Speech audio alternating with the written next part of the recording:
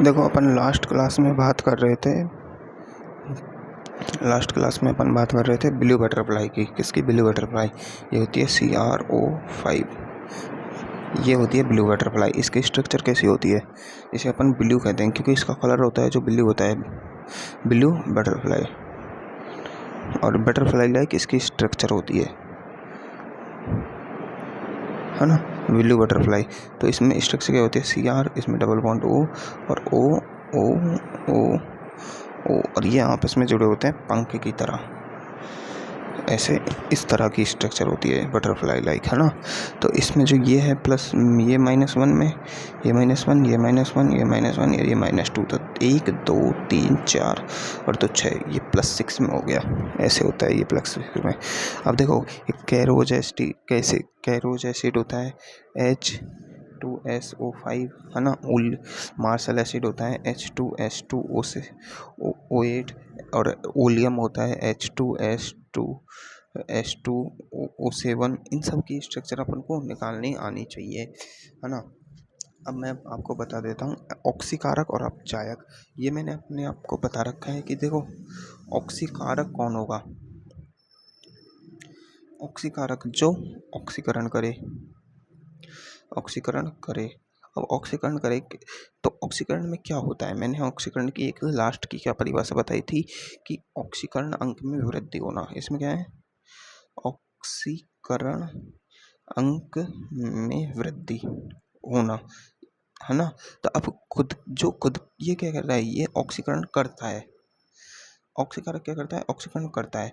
अब इसके ऑक्सीकरण अंक में वृद्धि हो गई तो इसका तो खुद का ऑक्सीकरण हो जाएगा, जो कि गलत है। तो ये अपने हायर में होना चाहिए।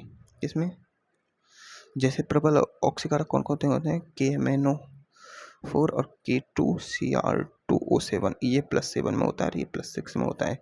तो ये अपने हायर में है, तभी तो दूसरा का ऑक्सीकरण करते हैं। अब ये अपने हायर से लोअर में जाते हैं, जैसे MnO2 में जाता है। KMnO2 ये +5 में आ गया, है ना, +3 में, है ना। ये +3 में आ गया तो अपने हायर से लोअर में गया है, तो इसका अपचयन हुआ है ना। ऐसे अपन को याद रखना है। तो ऑक्सीकारक कौन से होते हैं? जो ऑक्सीकरण करता है, स्वयं को अपचयित करता है, मतलब इलेक्ट्रॉन ग्रहण करता है ना। अब देखो जो अपने हायर में है ना, वो ऑक्सीकरण करता है। जैसे धातुएं होती हैं, वो अपने हायर में होती हैं। हेलोजन्स, है ना, वो अपने हायर में होती हैं। O2 ऑक्सीकारक है। और HgCl2 और एक होता है Hg2Cl2, है ना। ये +1 में होता है, ये +2 में होता है। तो ये ऑक्सीकारक है। और ये ऑक्सीकारक और अपचायक दोनों हो सकता है, क्योंकि ये +1 से 2 में भी जा सकता है और ये 0 में भी जा सकता है। अब जो बीच में होता है वो ऑक्सीकरण भी कर सकता है और अपचयन भी कर सकता है। जैसे H2O2, O3SO2, ये सब अपने मिड रेंज में। ये किस में? देखो ऐसे ऑक्सीजन परिवार की हाईएस्ट रेंज कितनी होती है? +6, -2 से +6 होती है। तो ये +4 में है, तो अब ये +6 में भी जा सकता है, +2 में भी जा सकता है, 0 में भी जा सकता है। तो ये इधर जाएगा तो अपचयन कर रहा है, इधर जाएगा तो ऑक्सीकरण कर रहा है। तो ऐसे अपन याद रखेंगे। और ये मैं अपचायक और ऑक्सीकारक का फंडा 2 साल से बता रहा हूँ। अगर अब भी याद ना हो तो डूब के मर जाओ।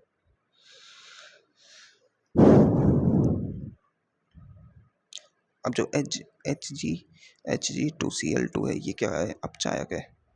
अपचायक ये +1 से +2 जा सकता है, इसलिए ये खुद का ऑक्सीकरण कर रहा है तो दूसरों का अपचयन करेगा। अब देखो, अब अपन बात करते हैं रेडॉक्स रिएक्शंस की। मतलब रेडॉक्स रिएक्शन क्या क्या होती है? अब मैं देखो रेडॉक्स रिएक्शन समझाऊंगा, बस कराऊंगा नहीं, क्योंकि इनमें कोई करने वाली तो कोई बात है ही नहीं। बस समझनी है अपन को कि रेडॉक्स रिएक्शन होती क्या है, और फिर अपन पढ़ेंगे रेडॉक्स रिएक्शंस से डायरेक्ट अपन आएंगे ऑक्सीकरण अंक के अनुप्रयोग पे। किस पे? अनुप्रयोग पे। अनुप्रयोग के लिए एक क्लास लग जाएगी। फिर उसके बाद अपन K2Cr2O7 का व्यवहार, रेडॉक्स अभिक्रियाओं को संतुलित करना, ये सब सीखेंगे। और फिर तुल्यांक सिद्धांत पढ़ेंगे और फिर ये चैप्टर खत्म। तो देखो टाइप्स ऑफ रेडॉक्स रिएक्शन, मैं बस समझाऊंगा रेडॉक्स रिएक्शंस को। Type of redox redox reaction. अब देखो रेडॉक्स रिएक्शंस की अपन बात कर रहे हैं, तो पहली है संयोजन अभिक्रिया। संयोजन, अब देखो संयोजन अभिक्रिया में क्या होता है कि दो चीज जुड़ेंगी, है ना, ए प्लस बी दोनों जुड़ के सी बनाएंगी, ऐसी होती है। तो अब रेडॉक्स अपन बात कर रहे हैं, रेडॉक्स। अब रेडॉक्स में होता क्या है, ऑक्सीकरण ऑक्सीकरण स्टेट में चेंज होता है, ये तो फिक्स है। कोई है जो लो ऑक्सीडेशन स्टेज से हाई में जाएगा, है ना, हाई ऑक्सीडेशन स्टेज में जाएगा, कोई हाई ऑक्सीडेशन स्टेज से लो ऑक्सीडेशन स्टेज में जाएगा, होगा तो यही, है ना। तो अब देखो संयोजन में क्या होता है कि देखो रेडॉक्स रिएक्शन में इसमें कोई ना कोई अपनी मूल अवस्था में होना चाहिए, तात्विक अवस्था में होना चाहिए, मतलब जिस अवस्था में वो प्रकृति में पाया जाता है वो उसकी मूल अवस्था होती है। जैसे ऑक्सीजन O2 गैस में पाई जाती है, नाइट्रोजन N2 गैस में पाई जाती है, कार्बन कार्बन के रूप में पाया जाता है ना। कार्बन का मूल है ग्रेफाइट है, ग्रेफाइट डायमंड नहीं है। ग्रेफाइट को प्राकृतिक रूप से तात्विक स्टेट माना गया है, ना कि डायमंड को, समझ गए। ग्रेफाइट है वो तात्विक रूप से स्टेबल है ना। ऐसे ही हाइड्रोजन गैस H2 के रूप में पाई जाती है ना। और जो क्या होता है फ्लोरीन होती है वो F2 गैस के रूप में पाई जाती है। ऐसे अपन बहुत सी चीज़ें देखते हैं। और जो आयरन होता है वो Fe+2 के रूप में पाया जाता है ना। ये सब अपन देखते हैं, है ना।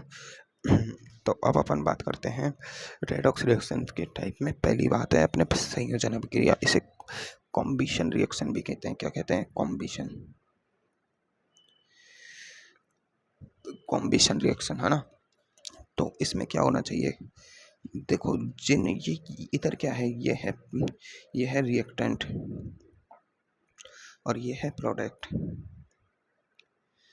जो रिएक्टेंट है वो उसमें से दो, अब दो जोड़ के एक बना रहे हैं तो दो या तो दोनों या फिर एक तात्विक अवस्था में होना चाहिए। और तात्विक अवस्था का मतलब है कि उसकी जो ऑक्सीडेशन स्टेज है वो जीरो जीरो होनी चाहिए। जैसे carbon plus oxygen, carbon plus oxygen gas, अब ये मिलके क्या बनाती है CO2। अब ये दोनों तात्विक है क्योंकि ये ऑक्सीजन गैस में मिलती है और ये कार्बन है, ये भी जीरो में है और यहाँ पर कार्बन आ गया +4 में और ये -2 में आ गया, है ना। और ये गैस बना ली, तो ये एक कॉम्बिशन रिएक्शन है। जैसे Mg, अब ये सॉलिड में पाया जाता है Mg की स्टेज और ये N2 गैस है, तो ये बना ली Mg3N2, है ना। ये रेडॉक्स रिएक्शन है। पहली बात तो रेडॉक्स रिएक्शन में क्या होना चाहिए, ऑक्सीडेशन स्टेज चेंज होनी चाहिए, तभी वो रेडॉक्स है।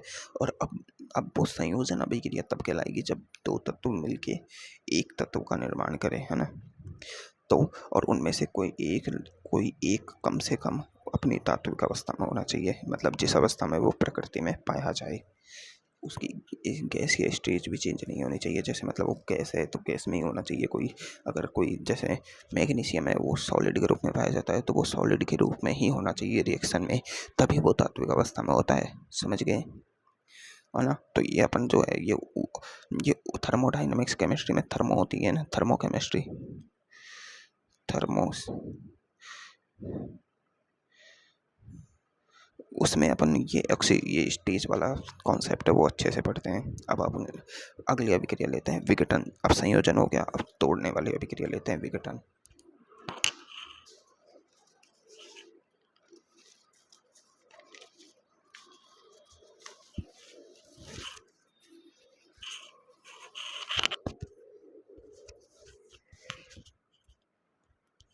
अब देखो जो विघटन अभिक्रिया होती है उसमें से क्या होता है कि कोई एक तत्व है A, वो टूट के बनाएगा B+C, ऐसे बनाएगा, है ना।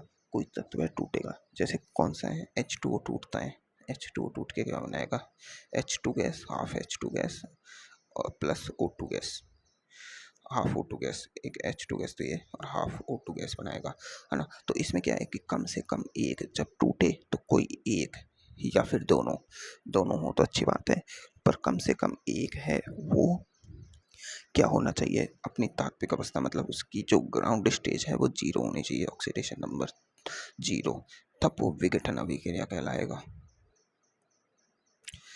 विघटन, है ना, तब वो विघटन में होगा। अब देखो सभी विघटन अभिक्रियाएं हैं जो रेडॉक्स नहीं होती। क्यों?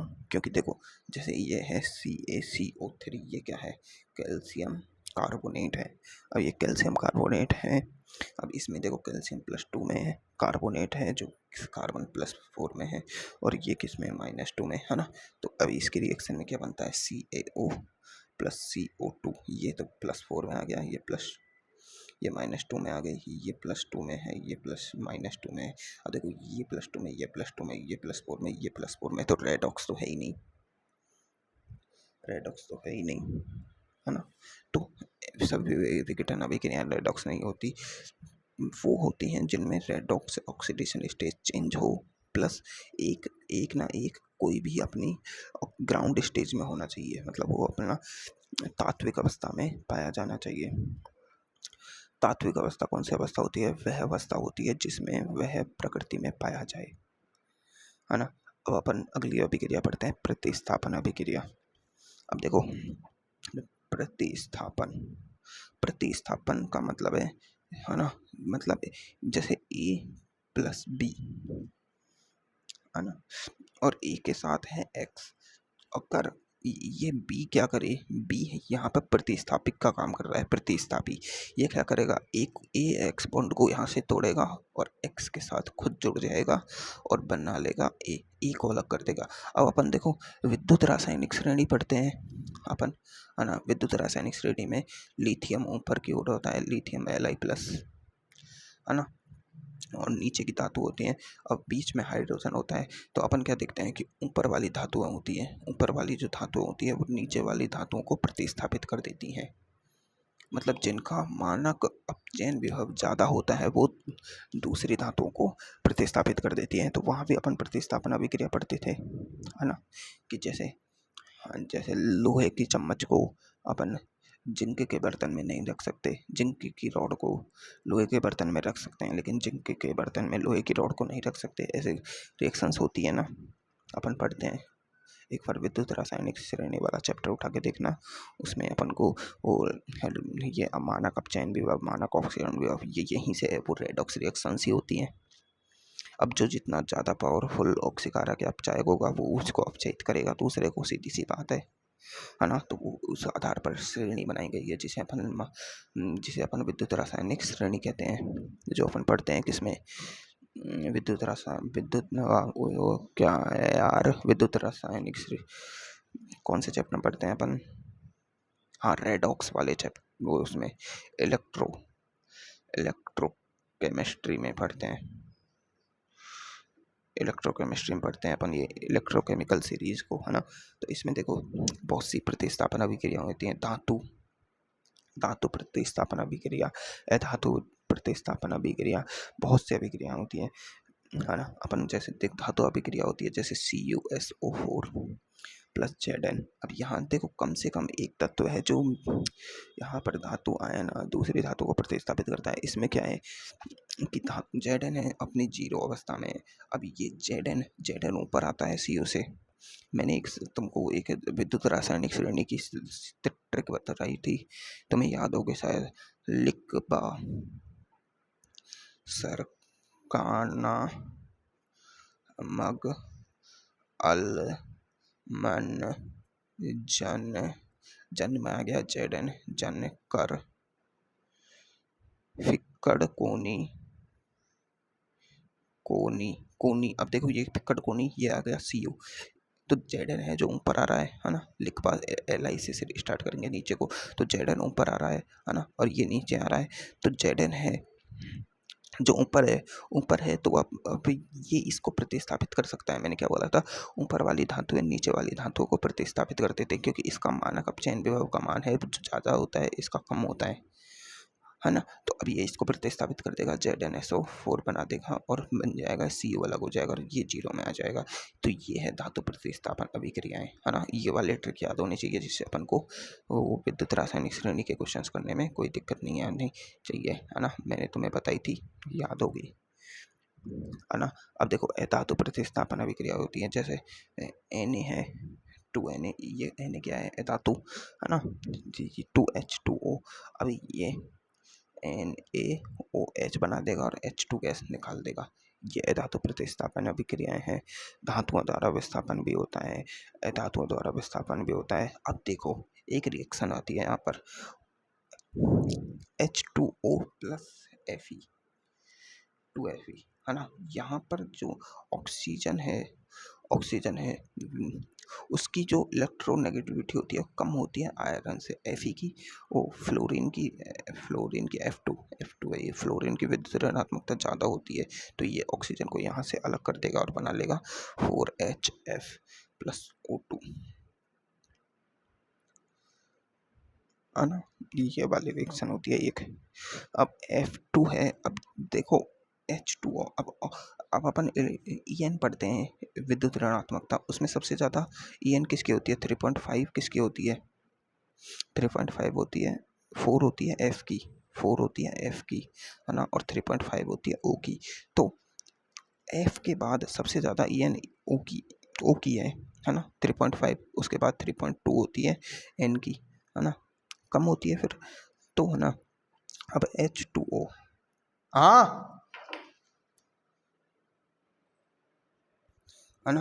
उसके बाद अपन देखते हैं तो सबसे ज़्यादा ऑक्सीजन, फिर ऑक्सीजन की विद्युत ऋणात्मकता होती है, तो ऑक्सीजन सबसे ज़्यादा H2 को बंद करके रखता है, लेकिन F2 है उसकी ऋणात्मकता ज़्यादा होती है, तो F है जो हाइड्रोजन गैस और ऑक्सीजन गैस को निकाल देगा।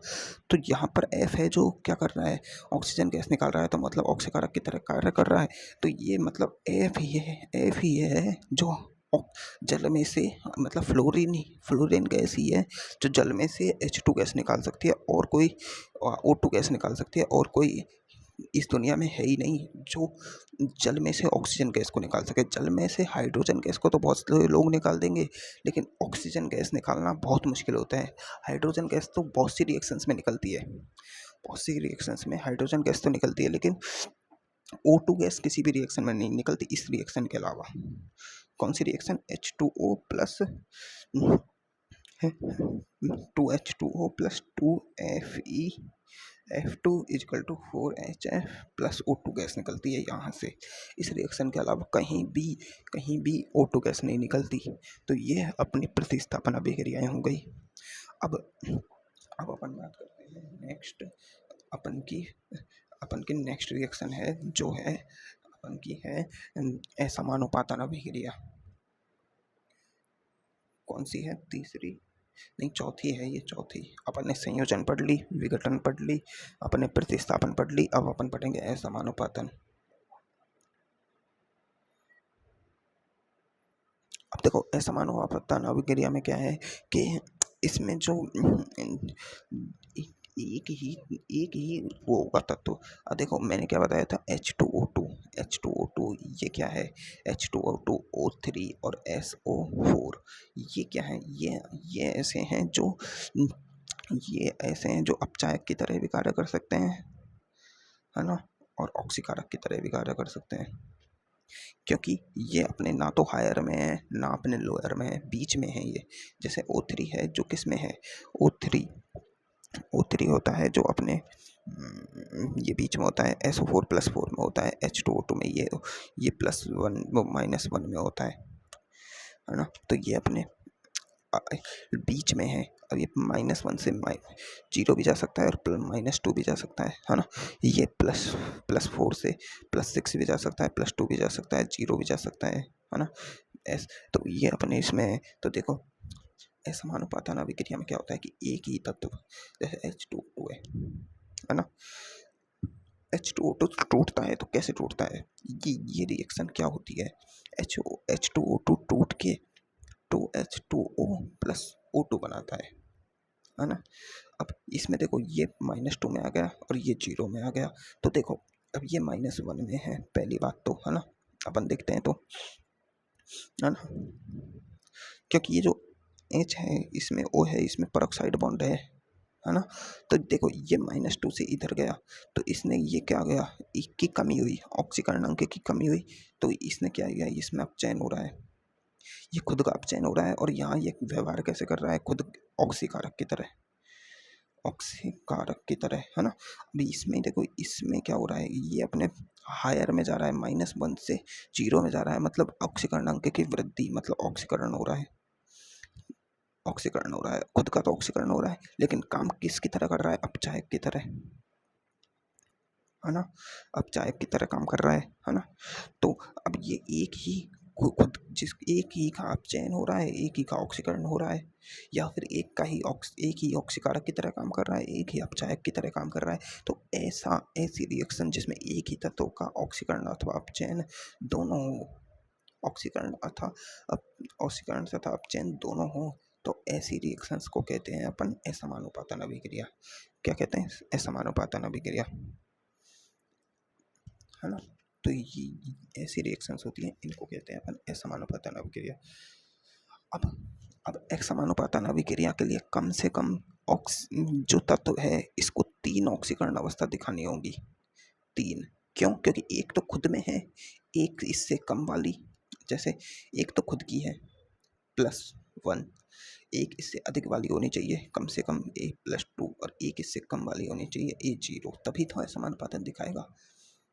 अब एक खुद A+1 में है, और एक जैसे क्षार धातु है, क्षार धातु है, वो +1 दर्शाती है ना, क्षार धातु है, जैसे Na+, अब वो Na+ से किस में चल जाएंगी, ज़्यादा से ज़्यादा Na0 में। अब वो Na+2 थोड़ी दर्शाती हैं, नहीं दर्शा सकती ना Na+2, तो ये कभी भी असमानुपातन अभिक्रिया करेंगी क्या, नहीं करेंगी, ये कभी भी असमानुपातन अभिक्रिया नहीं दर्शाती हैं। जैसे F2 फ्लोरीन गैस है, जो सिर्फ माइनस में होता है। अब जब F2 से क्या बनाएंगे लास्ट, F-1, कभी भी ये F+7 बना सकता है क्या, F2 जीरो से +7 -1 +7 नहीं जाता। फ्लोरीन एक ऐसा है जो कभी भी प्लस ऑक्सीकरण अवस्था नहीं जा सकता, क्योंकि इसकी En सबसे ज़्यादा 4 होती है, ये इलेक्ट्रॉन खींचने की पावर रखता है, ये हाइड्रोजन ये मतलब जल में से H2O में से ऑक्सीजन गैस निकाल सकता है, क्या कुछ नहीं कर सकता है, ये सब कुछ कर सकता है अपने दम पे। ये एक ये O2F O2F2 एक स्ट्रक्चर बनाता है, जैसे half open like book structure कहते हैं, जैसे H2F2 बनाता है, ये half open like book structure बनाता है, ऐसी half open like book structure बनाता है ना H2F2 में, है ना। तो देखो ये अपने कभी भी -1, ये जी आप देखो F2 0 है, और इस ज़्यादा से ज़्यादा ये F-1 में चल जाएगा, है ना, इससे ज़्यादा कहीं नहीं जाता, तो ये कभी भी असमानुपातन रिएक्शन नहीं दर्शाता, है ना, क्योंकि उस असमानुपातन के लिए 3 तो होनी चाहिए। अब असमानुपातन अभिक्रिया के लिए कोई भी है जो अपने हायर में नहीं होना चाहिए, अब हायर में है तो हायर से आगे कहाँ जाएगा, जैसे KMnO4 है, ये +7 में, अब ये +7 से आगे +8 तो जाएगा ही नहीं, तो असमानुपातन नहीं दर्शाएगा। अब कोई अपने लोअर में है, लोअर में जैसे जैसे लोअर में है कोई, लोअर में कैसे हो सकता है, लोअर में जैसे अपन का कोई भी H2S FeCl2 SnCl2, ये मोहर लवण, ये धातुएं, ये सब अपने लोअर में होती हैं, तो ये कभी भी लोअर से और नीचे जा सकती हैं क्या, नहीं जा सकती, नहीं जा सकती, तो ये असमानुपातन नहीं दर्शा सकती, उसका अपने बीच में होना जरूरी है, बीच में, जैसे SO2 दर्शा सकता है, क्योंकि ये +4 में है, तो ये अपने +6 में जा सकता है, ये +2 में जा सकता है, तो ये असमानुपातन दर्शाएगा, तो बीच वाले ही असमानुपातन रिएक्शंस दर्शाते हैं।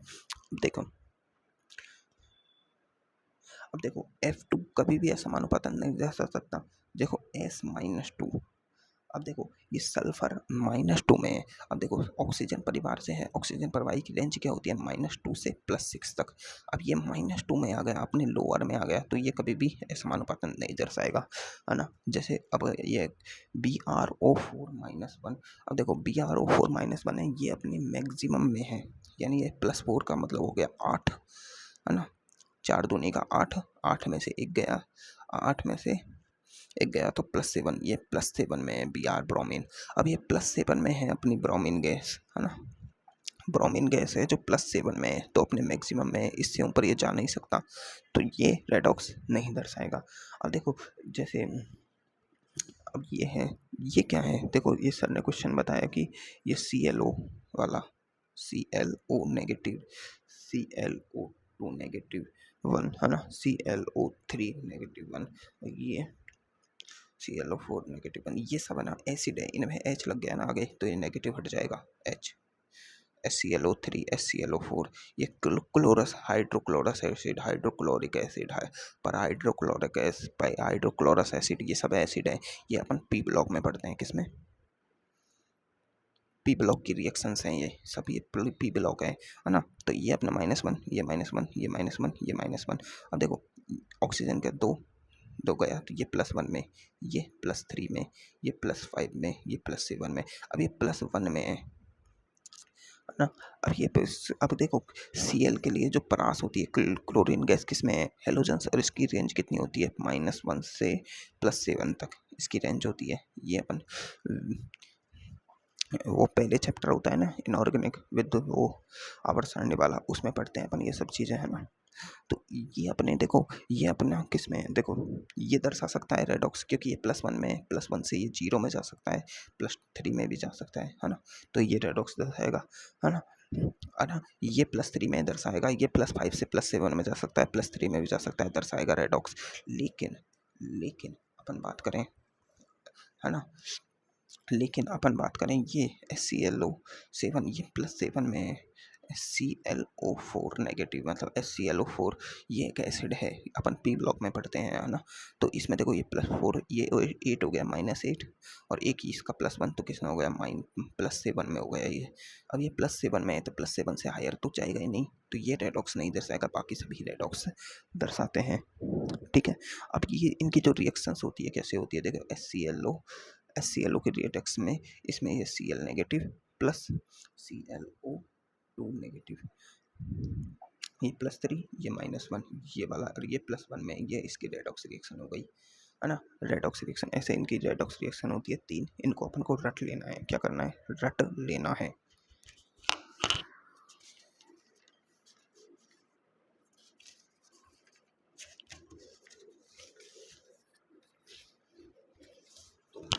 ने बहुत से क्वेश्चंस कर रखे हैं, जैसे H3PO4 है, देखो अपने पास कितने हाइड्रोक्लोरिक एसिड के कितने होते हैं, P4 होता है एक, है ना, एक H3PO4 होता है, एक H3PO2 होता है, एक H3PO3 होता है। इन सब के एसिड देखे जाए तो ये +5 में है, ये +1 में है, और ये +3 में है। इनके स्ट्रक्चर से पता लग जाता है, जैसे P, है ना, और इसमें 4 है, O है, तो डबल बॉन्ड O, एक O, एक O, एक O, और इसके साथ H H H, तो इसका देखो 2 +2 से, और इसका 1, इसका 1, इसका 1, तो 3 2 5, ये +5 में है।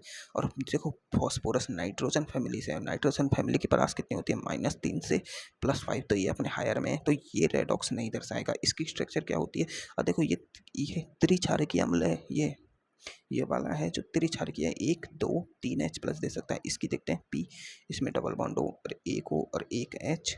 अब ये pH बंद, ये कैसा होगा, मैंने बताया था इनकी, इसकी 2.1, इसकी 2.1 EN, तो pH बंद सहसंयोजक बंद होता है, तो इसमें 0, ये 0 पे, है ना, और ये H, ये H, है ना, तो ये सिर्फ एक H+ देगा, एक H+, 1 H+ देता है, और ये पीछे वाला P double bond O O और H, और ये H, ये H, ये 2 H+ देगा, है ना। इसकी ये +3 में है, ये +1 में है, ये रेडॉक्स दर्शा सकता है, ये दर्शा सकता है। अब P4 ये 0 में है, अब ये 0 से -1 में जा सकता है, क्योंकि इसकी परास कितनी है, -3 से +5, -3 से +5 इसकी रेडॉक्स की परास है ना, जा सकता है आराम से। अब P4 की रिएक्शन क्या होती है, ये भी अपन है ना उसमें पढ़ते हैं, P4 = 3OH नेगेटिव = 3H2O, ये सब P ब्लॉक की रिएक्शंस हैं, PH3 +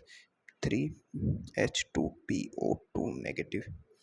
P4 यहाँ पर देखो P4 है, ये 0 से यहाँ पर ये किस में गया, 3H2PO, ये अपने है ना, ये रेडॉक्स दर्शाता है, ये PH3 +3, ये -3 में गया यहाँ पर, -3 है ना, ये -3 में गया और यहाँ पर ये प्लस कितने में जा रहा है, 2, 2 दूनी का 4 और ये कितना है 2 है ना, 2 दूनी का 4 और ये 2 और ये एक 3, तो कितना बचा 5 और तो +3, -3 से +3 ये ये एक कैसी रिएक्शन दिखा रहा है, ये P4 है, ये एक ऑक्सीकारक भी है, ऑक्सीकरण भी हो रहा है इसका और एक अपचयन भी हो रहा है, तो ये ऑक्सीकरण और अपचयन दोनों की तरह काम भी कर रहा है ना।